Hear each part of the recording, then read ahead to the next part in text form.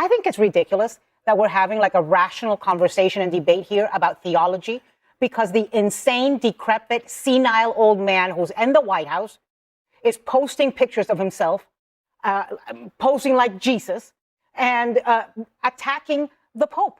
This is, and I think it's rather rich and ridiculous and ironic for J.D. Vance, who is the vice president, to the president who is the least careful with words in my lifetime in this country, the man who celebrates death of Rob Reiner and Bob Mueller, the man who cusses genocide on Easter Sunday. For now, J.D. Vance wants people to be careful with their words, or maybe he should tell the guy he works for. Does she have a point? Donald Trump posted an AI image of himself as Jesus Christ at 3 in the morning. And Scott Jennings went on national television the next day and tried to make that sound reasonable. I need you to actually sit with that for a second. Not as a punchline, as a data point about where we are. Because while the Pope, the actual leader of the Catholic Church, was calling for peace during an active war, Trump was generating AI Messiah content and posting it to social media. And J.D. Vance, the vice president, had the nerve to go on camera and tell the Pope to be more careful with his words. J.D. Vance, careful with words, working for the man who threatened, on Easter Sunday, that an entire civilization may die tonight. That happened. Scott Jennings sat there and said it did not, on live television, with receipts sitting right there on the table. Navarro was not having it, and neither are we. If you are tired of watching smug political operatives logic pretzel their way through things that should be Suddenly, Republicans don't want religion in politics. President Trump's war of words with the Pope is again escalating, but this time it's his allies that are doing the talking. For days, President Trump has criticized the Pope for speaking out against the Iran war, which has received bipartisan backlash. And then, of course, he added fuel to the fire when he posted a picture depicting himself as Jesus. He posted another picture today, but this time he is alongside AI Jesus. The Pope continues to advocate for peace, even doing so again tonight, while Republican officials are lecturing him on all things theology and doctrine.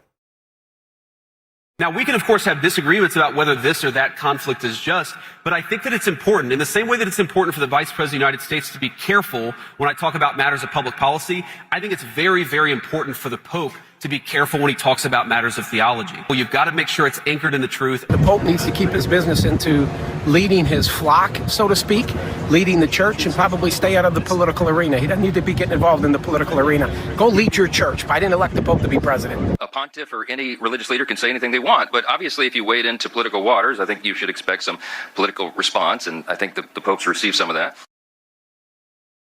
It's not clear when a life and death war became just politics. But here we are in this moment for the church and state and war. I mean, since when are popes told they can't talk about war, they can't talk about peace, they can't talk about people who are dying and people who are living all around the world? Since the beginning of the year of our Lord, popes have talked about peace, whether they were in war times, we were in war times, or peace times. Popes talk about peace. This Christmas, I will get dozens, if not more, of cards that say, peace on earth, goodwill towards men. I'm not really sure what is going on in this country, but we have a lot going on. And to say the Pope needs to be careful when he's discussing theology just makes no sense to me. It just really doesn't. The Pope is doing what popes do. And, the president wants a Nobel Peace Prize. He talks about wars that he's stopped around the world. Isn't that about peace? So I'm not sure what we're doing. Remember, he doesn't need the Nobel Peace Prize. He already got that prize from FIFA. As a practicing Catholic, I know that the Vatican doesn't operate in our political paradigm. It's in the divine spiritual realm. So when the Pope sounds like the UN spokesperson saying no confrontation, no conflict, only peacekeeping, only diplomacy, that is totally normal. However, we learned this lesson with Pope Francis, who waded into politics probably more than any other Pope before him, at least in terms of our modern politics. You do have to care about precision and exactitude as the successor to Peter, as someone who is informing the opinions of so many lay Catholics. So when you say, as the Pope, and I say this as a practicing Catholic, that God does not hear the prayers of those who wage war, that is a bit precarious and does risk confusing practicing Catholics, because does that mean the war to fight Hitler in World War II, was that unjustified? Well, the war against the Soviet Union, was that unjustified? I'm just saying that to say that he should be a little bit more precise, that's not like this. Okay, but it's rather rich. It's rather rich for before you jump in, Anna. There is actual clarity from the Catholic Church on this. To your point, and the Bishop James Massa, the Doctrine Committee Chair, so this is straight from the Catholic Church, says a constant tenet of that 1,000-year tradition is a nation can only legitimately take up the sword in self-defense once all peace efforts have failed. That is, to be a just war, it must be a war of defense against another who actively wages war, which is what the Holy Father actually said.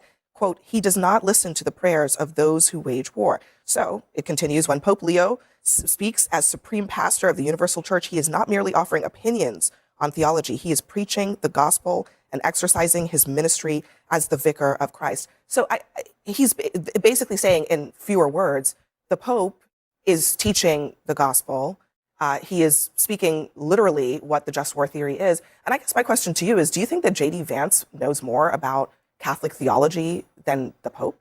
Well, like, I hear what you're saying about just war theory. That was created by St. Thomas Aquinas and St. Augustine. And what you're saying is that it has to be proportionate to the I'm actual not saying threat. It, just to be clear. No, that is what just war theory is. But it's also up to lay Catholics, according to the Vatican II Council, Second Vatican Council, to decide what that means for temporal matters. Just because the Pope makes some sort of dictate on political issues, that's not a religious proclamation. I too am a Catholic, not a very flawed one.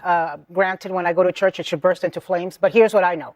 In my lifetime, I've known no Pope that has more political involvement than John Paul II. He was part of a triumvirate with Margaret Thatcher and Ronald Reagan in beating communism. He did things like show up in Cuba. He did things like show up in Nicaragua and confront the Sandinistas to their face. So popes have always been political. It comes with a job. I do think that the job of U.S. president and the job of pope are two completely different things, and each of them is speaking to their constituent.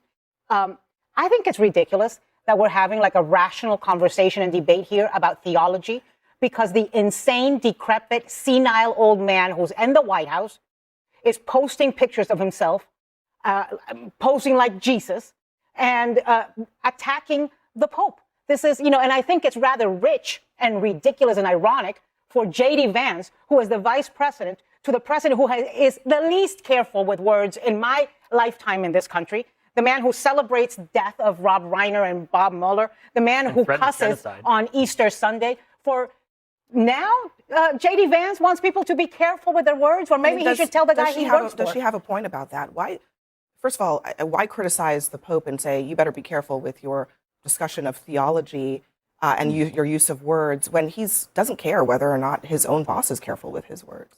Yeah, I heard the vice president there. I actually think he had it backwards. I think that the Pope should be talking about theology. I respect the Pope's role in running the Catholic Church, and I also respect Donald Trump and J.D. Vance's role in American politics. That's their realm in which to be speaking their mind. And so I thought he had it backwards. It's interesting that you referenced Pope John Paul II and President Reagan. I was thinking about this this evening. There's a tremendous opportunity here for this Pope. If he would look at it this way: we're in the middle of a ceasefire. This blockade is working. There are no bombs falling. There's diplomacy going on right now. And there is a real chance, because of what Trump has done and the situation we find ourselves in, for the world to bring pressure, economic pressure, and diplomatic pressure, just like what was done in the 80s, to bear against this terrorist regime, just the way it was brought to bear against the Soviets in the 1980s. And so I get the feeling sometimes the Pope might be feeling a little adversarial, at least in some of his comments toward President Trump. I don't know that personally. It's my sense of it. But in this moment where you have, there's no bombs falling right now. There's a blockade. There's some restraint going on, and there's talks going on.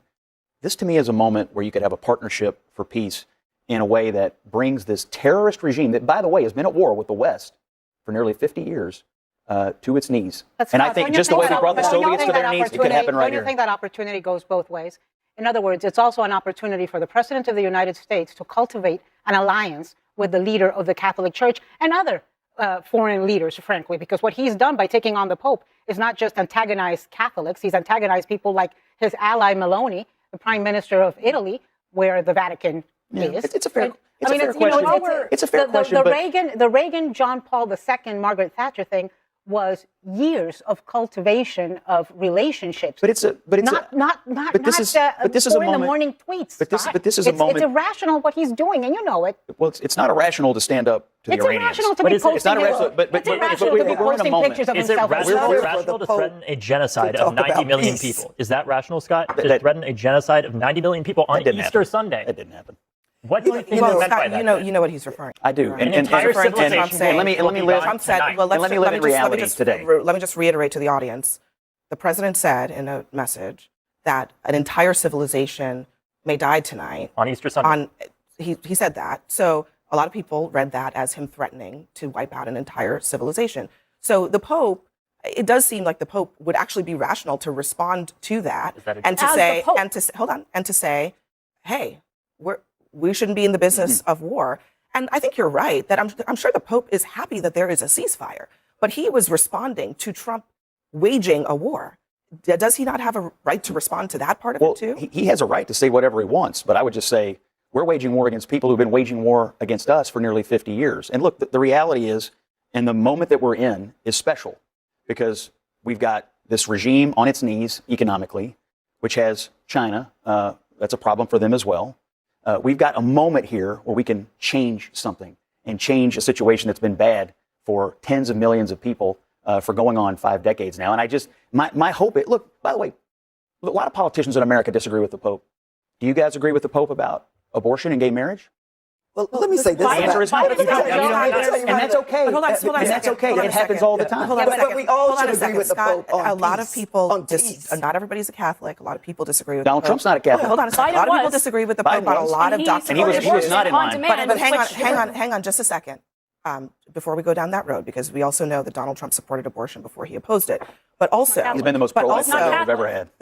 the response when you disagree with the Pope is very different from what Donald Trump did. What Trump said was the Pope is weak on crime. The Pope, That part. he's insulting the man rather than just saying Well, we have and to the threat- I agree with you. let's But that's not not a whitewash what metric. actually You don't- happened. You don't Yeah. measure the Pope by those political we- metrics. Well, and I that's agree one with of the you on most that. interesting However, things. Hold on, however, Carolyn. I'm not understanding. I mean, I'm just saying Trump's response to his disagreement is not what anybody else's response is. Rather than just saying we disagree, the Pope is, he's a figure of the church. I respect his opinion.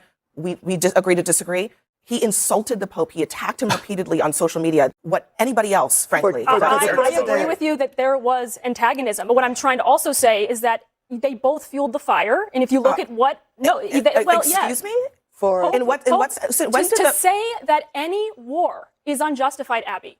Do you Okay. really believe For that? the- Let me. for the- I don't for the agree. Pope to Most say Americans that. wouldn't agree with that. Caroline, let me just play. Catholics wouldn't agree with Let me play. What prompted this war? Let's start with the image, because everything else flows from it.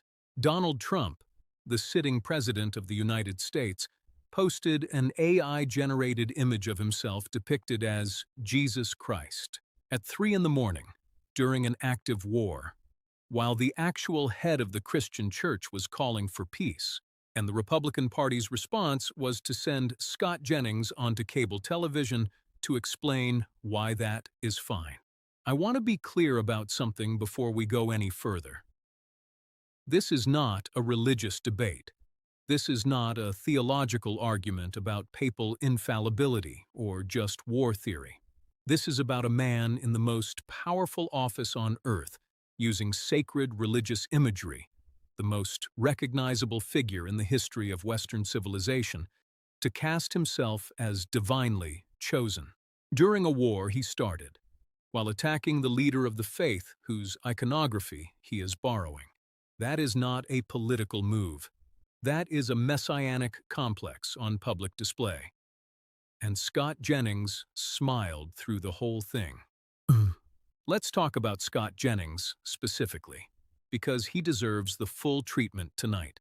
Scott Jennings is not a commentator. He is not an analyst. He is a professional rationalization machine, deployed nightly on CNN to take whatever Donald Trump did that day and construct a logical framework around it that makes the audience feel like maybe there are two sides here. Maybe it is complicated. Maybe we should not rush to judgment. That is his entire function, and he is good at it. Which is exactly why Ana Navarro refusing to let him operate in peace is so important to watch. Because here is what Jennings actually did in that clip when cornered. He pivoted every single time. The moment Ana or Abby pushed him toward a direct answer, he pivoted to Iran, to the ceasefire, to the blockade working, to the opportunity for partnership with the Pope against the terrorist regime, to Ronald Reagan and John Paul II and the 1980s. Every pivot was designed to do the same thing. Move the conversation away from the specific, indefensible thing Donald Trump actually did, and toward a broader geopolitical frame where Jennings feels more comfortable. Ana Navarro did not let him get there. And that moment, it's irrational what he's doing, and you know it. That is the line of the entire clip. Because she was not just talking about the Jesus post, she was talking about all of it. The Easter Sunday post, the Pope attacks, the 3 in the morning AI content, the genocide threat that Jennings sat there and said did not happen. It happened. We all saw it. Trump posted on Truth Social on Easter Sunday that an entire civilization may die tonight. That is a direct quote. Scott Jennings looked into the camera and said, "That did not happen." That is not a difference of opinion. That is a lie. A deliberate, provable, real-time lie on national television. And CNN kept him on the panel anyway, which tells you everything you need to know about what CNN values more, the truth or the drama of watching him say it. Now let's get into the J.D. Vance angle, because the audacity here is genuinely breathtaking. J.D. Vance went on camera and told the Pope, to be careful when discussing matters of theology, to make sure his words are anchored in truth, to be precise and exact. J.D. Vance, the Vice President of the United States, working directly under a man who posts AI Jesus content at 3 in the morning, who called the Pope weak on crime, who threatened an entire civilization on Easter Sunday, who has contradicted himself on the Strait of Hormuz 4 times in a single month. That man's vice president is lecturing the successor of Peter on careful use of language. I genuinely had to pause on that. Not because it surprised me, because the shamelessness of it is so total, so complete, so utterly without any apparent self-awareness that it takes a moment to fully absorb. Here is what Abby Phillip correctly identified in that clip. The Doctrine Committee chair of the Catholic Church, Bishop James Massa, stated clearly and on the record that a constant tenet of the 1,000-year Catholic tradition is that a nation can only legitimately take up the sword in self-defense once all peace efforts have failed. That is not Pope Leo's personal opinion. That is official Catholic doctrine, established over a millennium of theological development. So when the Pope says God does not hear the prayers of those who wage war, he is not editorializing. He is teaching the gospel. He is doing the job. The one job he has. The one job Catholics have believed the Pope holds since the founding of the Church. And J.D. Vance, a convert to Catholicism, told him to be more careful. Does J.D. Vance think he knows more about Catholic theology than the Pope? That is not a rhetorical question. Ana Navarro asked it directly, and nobody on that panel who supports this administration had a coherent answer. Because there is no coherent answer. There is only the pivot. Always the pivot. Now, here is the part that does not get enough attention, and it should. The selective infallibility problem. Ana Navarro named it. The original creator named it. And it deserves a full breakdown because it is one of the most revealing things happening inside the American right now. For decades, for generations, the foundational teaching of the Catholic Church has been papal infallibility on matters of faith and morals. Whatever the Pope teaches as the universal pastor of the Church, That is the Word. That is the doctrine. That is what practicing Catholics are called to receive. That framework held, without serious challenge from the American right, as long as the Pope's positions aligned with conservative politics. John Paul II, confronting communism, standing with Reagan and Thatcher, showing up in Cuba and Nicaragua, the right celebrated that Pope, held him up, called him one of the great figures of the 20th century. No complaints about the Vatican wading into politics then. Pope Francis starts talking about income inequality, about climate, about the dignity of migrants, about the moral weight of poverty. And suddenly, the right discovers that actually the Pope is just a regular guy with opinions. Actually, Vatican II says lay Catholics can use their own judgment on temporal matters. Actually, he should stay in his lane. Now Pope Leo calls for peace during a war, and J.D. Vance tells him to watch his words. The lane only exists when it is convenient. The infallibility only applies when they agree with it. The doctrine only matters when it serves the politics, and when it does not, they manufacture a theological escape hatch on live television and dare you to call it what it is. It is cafeteria Catholicism, from the people who spent 30 years attacking cafeteria Catholics. The hypocrisy is not incidental, it is structural. It is the entire game. And now let's name what the Jesus Post actually is. Fully, without softening it. When a political leader begins using messianic imagery to depict himself, when he positions himself as a divine figure, as chosen, as operating above the normal moral frameworks that govern other human beings, that is not eccentricity. That is not trolling. That is not just owning the libs. That is the foundational psychological architecture of authoritarianism. Every authoritarian movement in modern history has required a leader who exists outside normal moral accountability, who cannot be judged by the standards applied to ordinary people, whose decisions are beyond question because they emanate from a higher source, divine will, historical destiny, national necessity. The specific mythology changes. The structure does not. Trump posting himself as Jesus is not a joke. It is a message to his base. It says, I am not subject to the same moral framework as other politicians. The Pope criticizing me is not a religious leader doing his job. It is an attack on something sacred, on me. And defending me is defending the sacred. That is the logic. And Scott Jennings knows it. And he goes on television every night and feeds it anyway, because that is what he is paid to do. Yeah, here is where we land. 70% of Americans oppose this war. 70%. Scott Jennings sat there and implied that most Americans would disagree with the Pope's position on peace. 70% of Americans are against the conflict that produced the Pope's statement. The math does not work in Jennings's direction, and he knows that too. The working-class Americans who are Catholic, who grew up Catholic, who went to Catholic school, and were taught that the Pope speaks with the authority of the Church, are watching their faith being weaponized and then discarded based on whether it serves the political moment. That is not a theological dispute. That is a desecration. And it is being performed nightly by men in suits on cable news who will be at Easter Mass next year like nothing happened. Navarro said it clearly.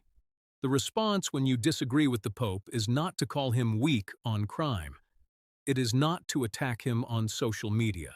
It is not to post AI Jesus content at 3 in the morning and dare the Vatican to respond. That is not how disagreement works in any functioning moral framework, religious or secular.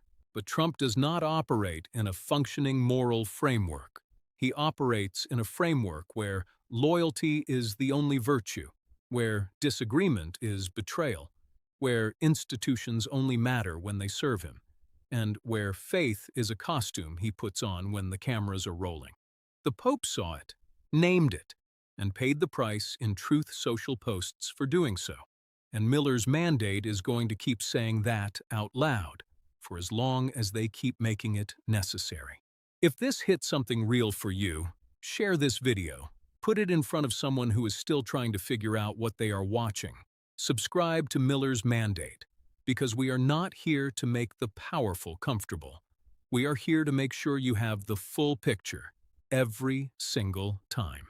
I am Silas Miller. You cannot AI generate your way into the kingdom, and you cannot logic pretzel your way out of accountability. Not on this channel.